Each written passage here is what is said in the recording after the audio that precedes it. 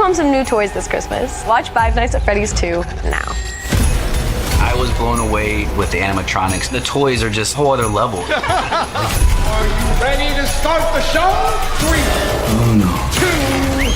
2. They're coming home.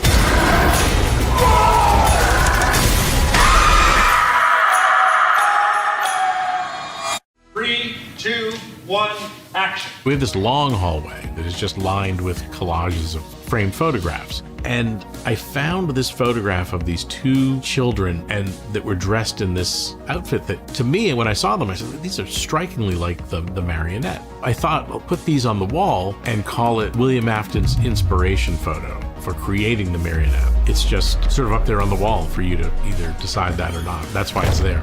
I decided that it'd be great to set the clocks to 5:59, just 1 minute before 6 a.m. in the game, which is when your shift is over, which means you've made it through another night at Freddy's.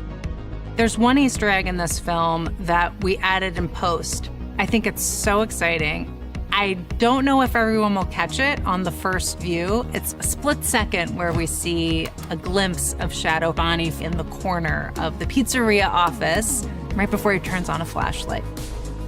A lot of young people are very invested in the game, and they're going to be watching it, and somebody's going to see something, and then somebody else is going to notice another piece from the game. It's like a sporting event for a horror film.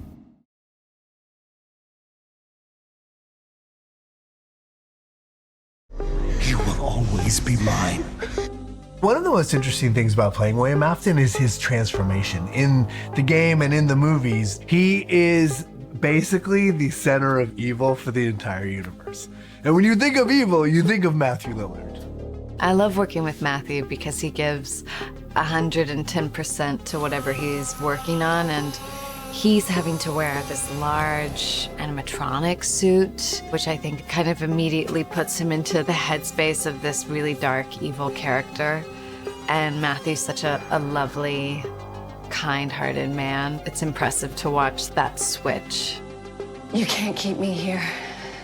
Don't you know you're my favorite? Don't you know that I love you? Don't you know that I care about you? Playing the villain in any film or television project is always the most fun there is to be had on a set. Sure, it's great to be super handsome and the leading character that saves the day, but there's something really fantastic about throwing energy into somebody that has ill intent on everyone.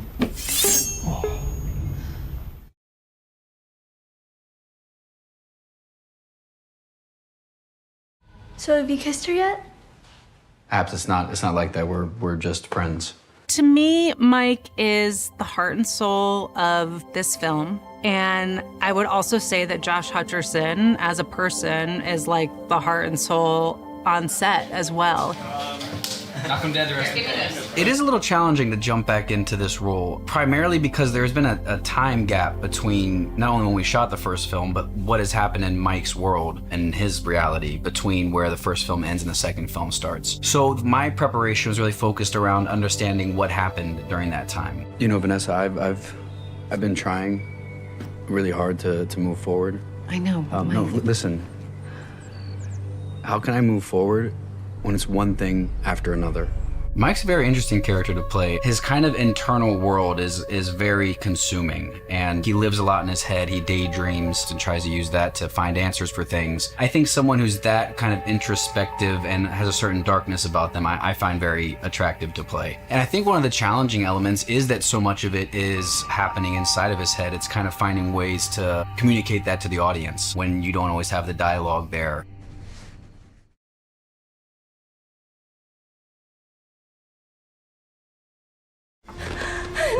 No! If you don't give me the command to release the perimeter lock, I will kill her. My scene with the puppet was so cool, and all the possession stuff, and all the stunts, and all the flying around, the makeup, and the wardrobe. Me being the big nerd and fan that I am, getting to look like this animatronic and walk around and like be all creepy and freaky it was so crazy. And so were like the little puppet hands I got to wear. It was rad. It was like a weird little contraption that I'd like have to hook my fingers in, and then the tail end of my puppet hand would like move. And the fact that Emma let me sneak in one of the puppets' voice lines from the game.